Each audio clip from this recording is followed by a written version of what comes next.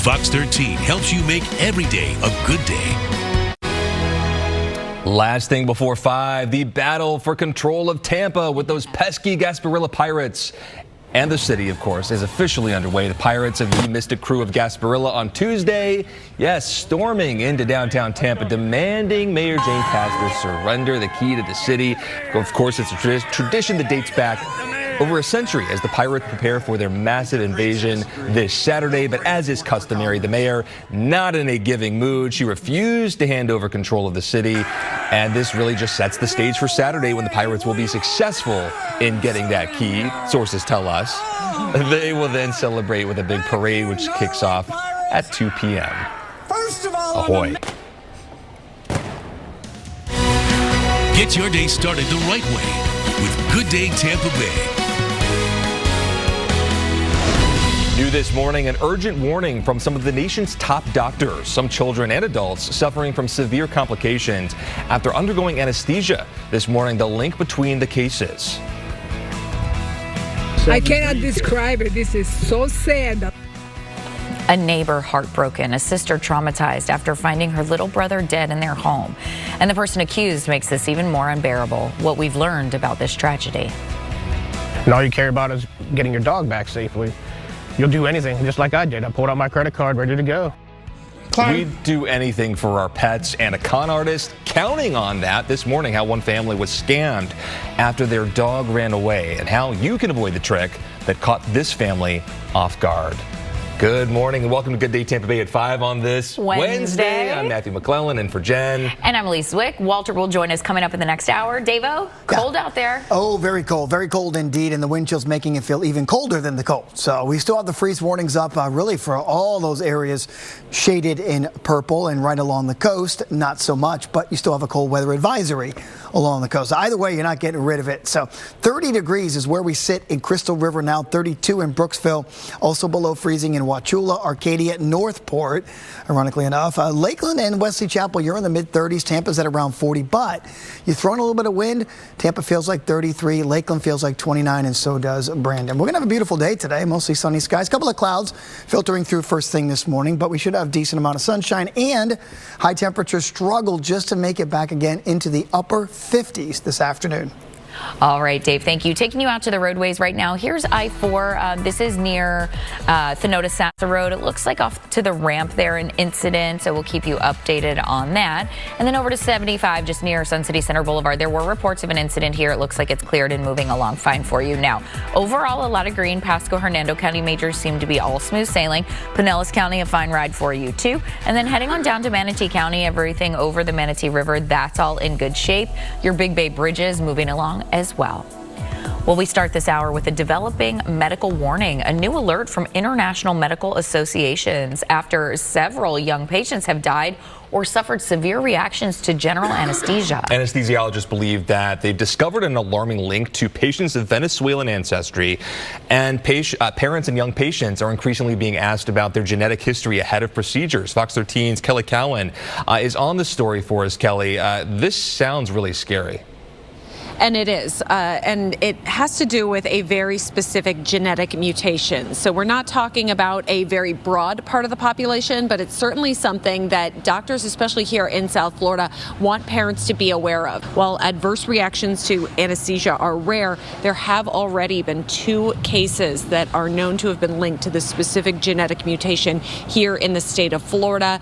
More than that across the country as well, and then it's happening in other countries. It's happened in Chile. It's happened in Venezuela. It's happened in Spain with the Venezuelan diaspora. So they have been able to determine that it is a very specific gene mutation, and they're asking these screening questions to make sure that they can protect as many patients as possible. Like an impossible choice, sort of a catch-22, Kelly, between people wanting to protect their own privacy and not divulge confidential information, but also wanting to make sure that they're screened so that there's no more loss of life. Kelly Cowan on the story. Thank you. Also developing this morning, we are following a devastating story out of St. Pete where police are investigating the brutal death of a 4-year-old boy at his home. Police say the preliminary evidence shows the mother stabbed him to death. Detectives say the boy's 16-year-old sister came home from school around 3:30 p.m. yesterday and discovered her brother, Finley Cullum, dead in a bedroom. The children's mother was injured and taken to the hospital, and investigators say the knife and a note were found at the scene. They could not say what exactly was in the note, but they believe that the mom wrote it. Authorities say they had to notify the father, who was not home at the time. There's no history of police calls to this address, and they do not know about the mom's mental health history. Officers were going door to door talking with neighbors yesterday, and one woman telling us she often saw the mother and the little boy outside walking their dog. I can't. No, I cannot. wrap my brain I around cannot even. anything I like cannot that. imagine something like that to happen to little ones, to anyone. I don't know what to say. I don't know what to think. I'm just shocked. A lot of these officers, they have kids, and then you have the 16-year-old that's coming home from school and finding her brother and her mother, and then you're just having the father come here. So right now in the neighborhood, so everybody's heart is heavy. The mother last listed as being in stable condition at the hospital. Police say they are providing resources for everybody who's experienced this.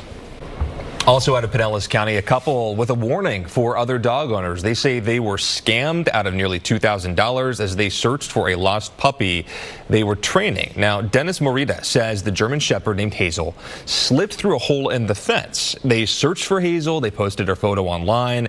Then they say somebody claiming to be a sergeant with St. Pete Police called and said Hazel had been hit by a car and was taken to the emergency vet. The caller even sent them this photo of the dog on an operating table, saying they needed $1,900 for a surgery. The Maritas sent the money, and they were told to pick up Hazel the next morning. But Hazel turned up later at their door unharmed. Marita now believes the photo sent by the scammer was created using artificial intelligence. I should have known, but you know, when you're in that heat of the moment, it's really hard to concentrate. It was so gut-wrenching. These scammers are out there. They're going to do whatever they can to play on your emotions. And so take a deep breath, think about it, and verify every information you can. They think Hazel found her own way home and was just lost overnight. Fortunately, the man's bank flagged the fee, marked it as fraud, so he did not end up losing any money. Good news. Well, water management officials are encouraging conservation. Swift Mud just declared a modified Phase 2 severe water shortage, and they're ordering a few specific steps. Lawns to be watered no more than once a week, for car washing to only be done on assigned lawn watering days, and for aesthetic foundations to only be on for a third of the day. With rain falling 13 inches short of a typical yearly total, Swift Mud says supplies are down by 25%. We're still predicted to have low rainfall over the next few months, and then, we could hope to see an increase in that as we move into the rainy season. We just ask people to use only the water that you need. Please don't waste it inside or outside the house. Tampa Bay Water says this is similar to what happened 2 years ago when a drought forced them to backfill supplies for local municipalities. The reservoir is 9 billion gallons, which is well under their capacity of 15 billion. 10 past the top of the hour, and it is the end of an era in local politics. Bay Area Congressman Vern Buchanan retiring from office, choosing not to seek re-election in the U.S. House this year, the midterms in November. The Republican congressman is ending 20 years of service to Florida's 16th congressional district, which includes eastern Hillsborough County, all of Manatee. Buchanan entered politics in 2006, building a legislative record that includes 51 bills signed by 4 presidents. As a member of the House Ways and Means Committee and chair of the Health Subcommittee, Buchanan has been heavily involved in tax and trade, healthcare policy. He also secured nearly $28 million to design and construct a national veterans cemetery in Sarasota. Buchanan tells us he plans to spend his final year in office helping small businesses, trying to lower health insurance costs, and fighting red tide. It's an issue he also faced growing up in Detroit as toxic algae plagued Lake Erie. If you caught a fish, you couldn't eat it, and you couldn't swim in the water. So I said, I don't want to make sure that doesn't happen down here. Now they've done a little better job, but we've got to be very careful here because a lot of that turns into red tide, and that's a big factor. And but we're living in the most beautiful place, I think, on the planet. Along with Florida's natural resources, Buchanan has also been a leading advocate for animal welfare. The congressman says once he retires, he plans to spend a lot of time helping the community through his family foundation.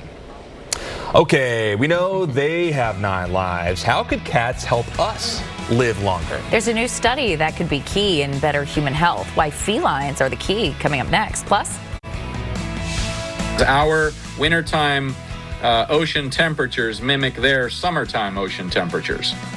we're talking about whales that are headed to waters off of Florida. Why they're coming and where you look for them, coming up next. Ooh. 5:15 on this Wednesday. Welcome back. We're used to gators and sharks and stingrays in the water. But how about whales? They're usually spotted off California or way up north. But right now, even with our cooler weather, our waters are much warmer than most other places. And experts say whales are coming to keep warm. That's especially true if they have babies. Whale calves don't have blubber, so they can't survive in colder climates. So here they come. Experts are asking boaters off the east coast of our state to be extra careful when on the water, Dave. My goodness. Aren't they majestic? They are. I would be so scared, but at the same time, it'd be wonderful to see, right? It would be the type of thing you couldn't look away from. 100%. Wow. Okay, folks, we only hit 56 degrees yesterday afternoon. Our normal high, 72, 73 this time of year. My goodness, yeah. Here we are with the freeze warnings again. Everybody in the purple with a freeze warning, and also tomorrow morning, the same areas with the exception of interior Manatee and interior Sarasota. Everybody else under a freeze warning again tomorrow, and those areas that aren't under a freeze warning are under the cold weather advisory with a combination in the wind chill in the 20s. Yeah, typically this happens like once, right? And then we warm right back up again. But no, not so much. And then as soon as we start to warm up again by Friday, another huge front gives us another huge blast of cold this weekend. You'll see that in a second. Wauchula's at 30, 32 in Brooksville, 29 in Ocala. Yikes, 36 in the Lakeland area. But you throw in a little bit of wind, and the wind's not too bad this morning, maybe north 5 to 10 miles per hour, a couple of higher gusts, but it's enough to bring that wind chill down to 26 in Brooksville. Feels like 29 in Lakeland, and it feels like 33 degrees in Tampa. So for today, we are going to get back into the upper 50s again. I know, another struggle. And then tonight, we're back down into the 30s and lower 40s for some. Tomorrow, though, we may actually break into the 60s, and Friday looks to be the warmest day of the week, and a lot of us may actually make it into the upper 60s for high temperatures on Friday. It's going to feel nice. It really, really is. And then Saturday morning, a line of rain is going to come through, cold front, and we're going to start Saturday in the 50s, and this is huge. We got one of the biggest parades in the entire country this weekend, right? Gasparilla. Temperatures are going to fall during the parade into the 40s. Plan accordingly. And then Saturday night into Sunday may be the coldest statewide that we've had. And it really depends upon this low.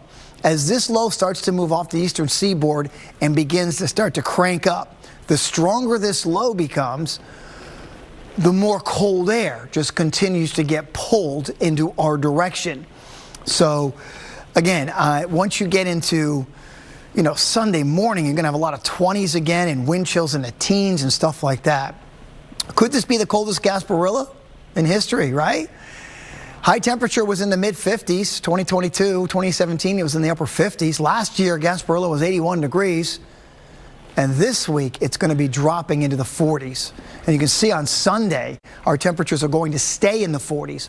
However, here's some good news for next week, a week from today. Look at that. We may actually get back up close to average. So there we go. I've only got one more week of this stuff for you folks. Mostly sunny as the chill continues today and a high in the upper 50s. Tonight, clear, cold, freeze warnings east and north. Tampa goes down to 38. Wind chills a little bit cooler than that and a little bit milder tomorrow. Sunshine and a high in the mid 60s for you. Still going to be a bit choppy on the coastal waters, unfortunately. And look at the water temperature dipping down to 59 degrees now. So upper 60s on Friday, the warmest. And then falling temperatures Saturday afternoon, big freeze and big wind chills come Sunday morning. And Sunday's high only 48 degrees around here. My goodness. All right, Dave, chilly there. The other thing about tracking your sleep, like if you wear an Apple Watch or an Oura Ring or whatever, is that like I feel like for me, if I were to track that stuff, it would just make me stressed out about sleeping and I'd never fall asleep. It would make me angry when I'd get the stats too. It'd be like, wait, come on. Some things I'm better off We not. don't sleep anyway, Yeah, Matt. some things I'm better off not knowing. Okay, lean back and imagine it. A world without potholes. Think it's pie in the sky? Well, nope. It could be real on the roads. The new tech making it possible coming up next. Here's a look at what's going on in sports this weekend on Fox 13, sponsored by Kia. Saturday in college hoops, Florida State hosts Stanford at 6, while USF is on the road at Temple at 8 o'clock. Then on Sunday, the Gators welcome Alabama to Gainesville at 1. Then the Bolts and Bruins meet in the NHL Stadium Series at Raymond James Stadium at 6:30. Brought to you by the 2026 Kia Sportage. Visit kia.com to discover movement that inspires.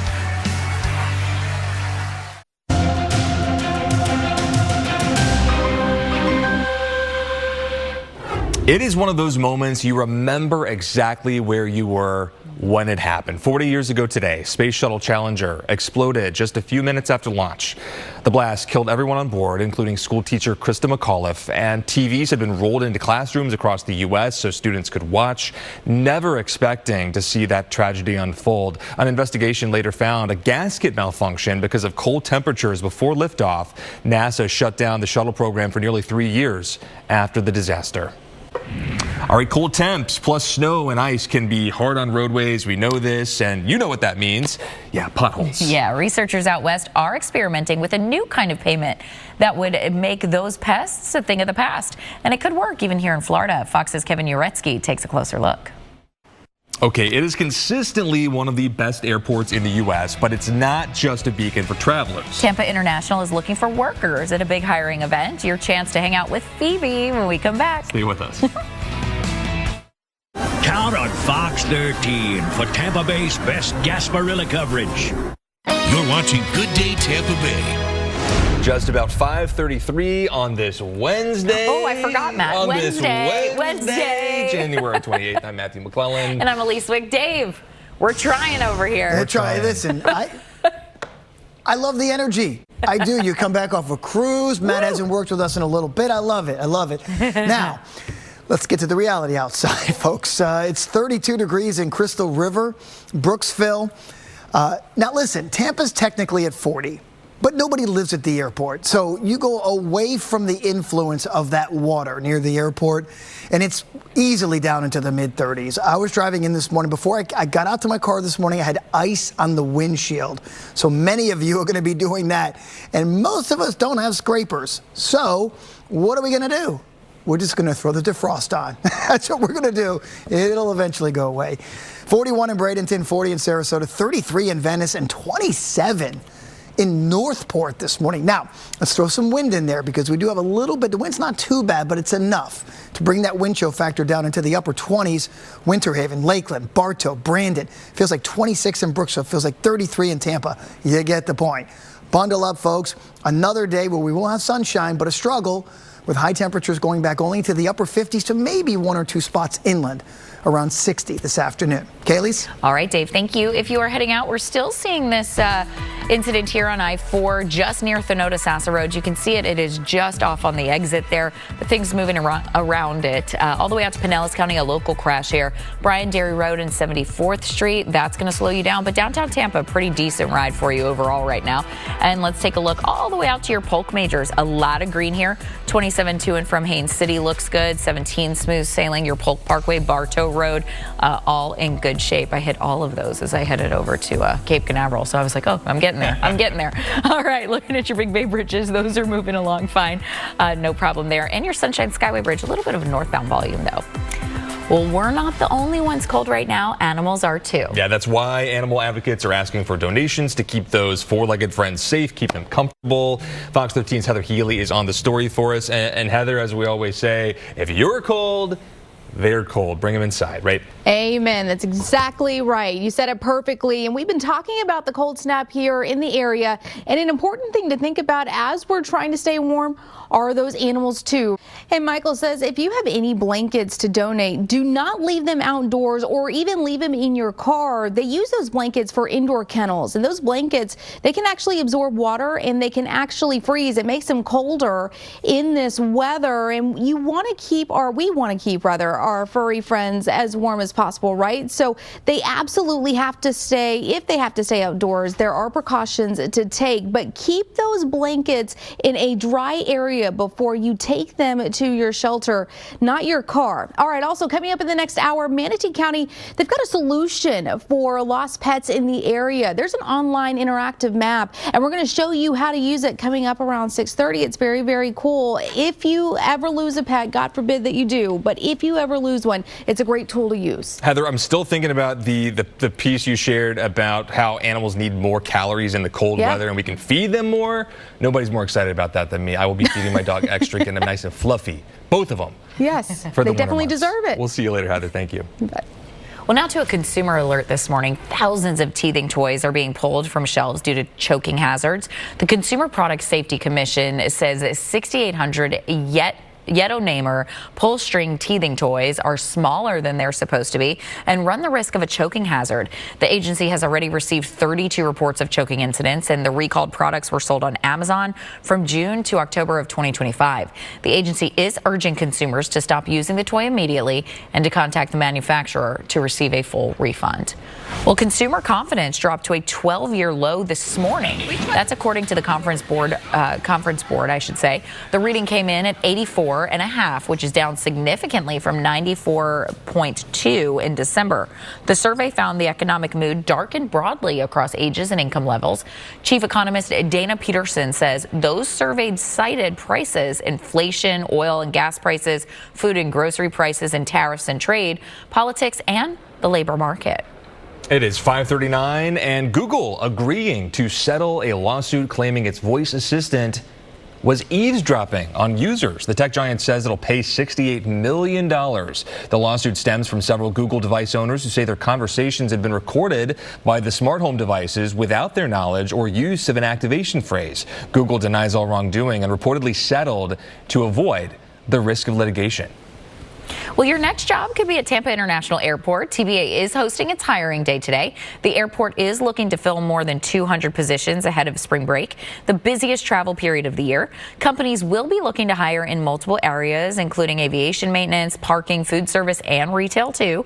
There will be on-site interviews and some hires on the spot. TPA's hiring day goes from 9 till noon in the main terminal event space between Airsides E and F, and you have to visit Phoebe. We've already said. You have to. If you could pick any airport job, what would it be? Ooh, what's the one where they like flag them down on the runway? Air traffic controller? Yeah. Oh, yes, thank you. Yeah. I think I'd do TSA. I would be TSA, and I'd be like extra grouchy, but I would really enjoy looking at people's bags, just seeing what they got. Yeah. Move over Publix. There's a new top grocery store in Florida, and it is Trader Joe's. This is according to a new report by the American Customer Satisfaction Index, and the report examines customer satisfaction across a broad range of industries and companies. Officials say Trader Joe's was among 3 supermarkets that made improvements as others struggle with inflationary prices. Publix did not fall, did not rise in this new report, but improvements made by Trader Joe's make the company rise ahead to the #1 spot. I do love some Trader Joe's. Yeah. Just good luck parking at Trader Joe's. Oh, yeah. And parking in general. Oh, yeah. Okay, the Bucks making some moves and coming up with some new game plans this offseason. We'll hear from the new offensive coordinator coming up next.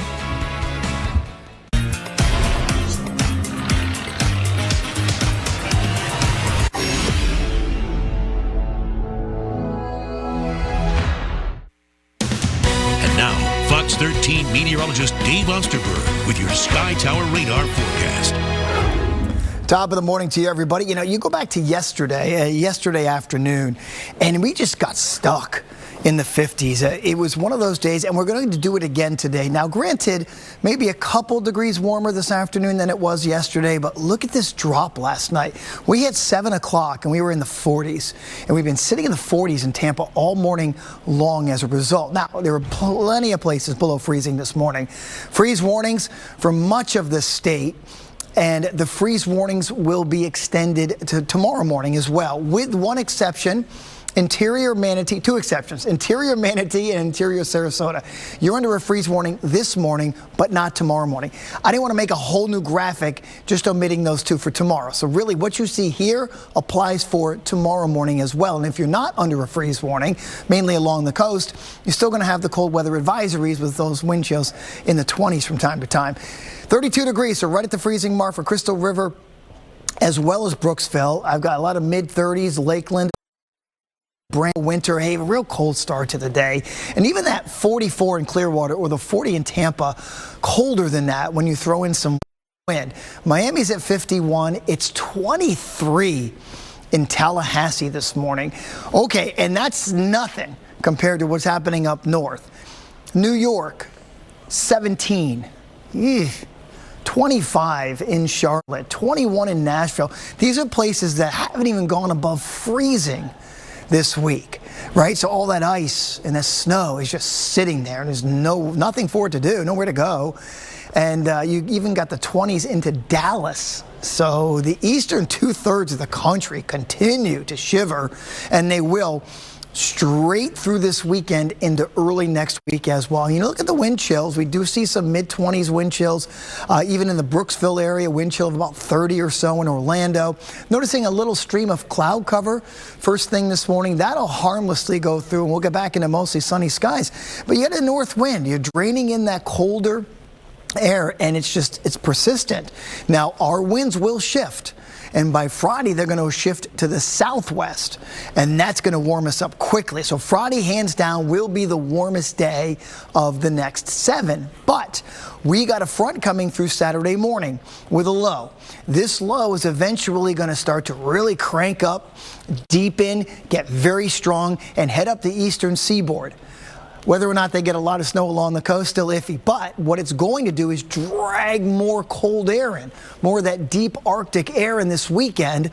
And that's going to take temperatures down to the freezing mark for the majority of us. Yes, and Tampa's included in this for Sunday morning. Sunday morning is going to be a dangerous morning because not only are we going to have everybody sub-freezing, but we're also going to have wind chills for parts of our area, mainly in the teens. Yes, the teens, and more on that as we get closer to Sunday. Good news is I do see a warm up by the middle of next week, getting us back into the 70s, maybe middle latter portion of next week. Going to Gasparilla this weekend. We're going to start the day in the 50s, and then we're going to gradually drop into the 40s during the parade, and then quickly into the 30s once the sun goes down. And I know the party doesn't stop when the parade ends. And if I'm not mistaken, I think we have a hockey game that night, too, at home. But anyway, my point is, Saturday is going to be a cold day, and Sunday a very cold day around here as well. Today, mostly sunny, but the chill continues with a high of around 59 degrees. I got clear cold to freeze warnings east and north tonight with a low of about 38 in Tampa. A couple degrees cooler when you factor in the wind. And more sunshine, and a little bit milder tomorrow. You'll start to kind of feel it, right? That 64 degrees will feel amazing compared to the past couple of days.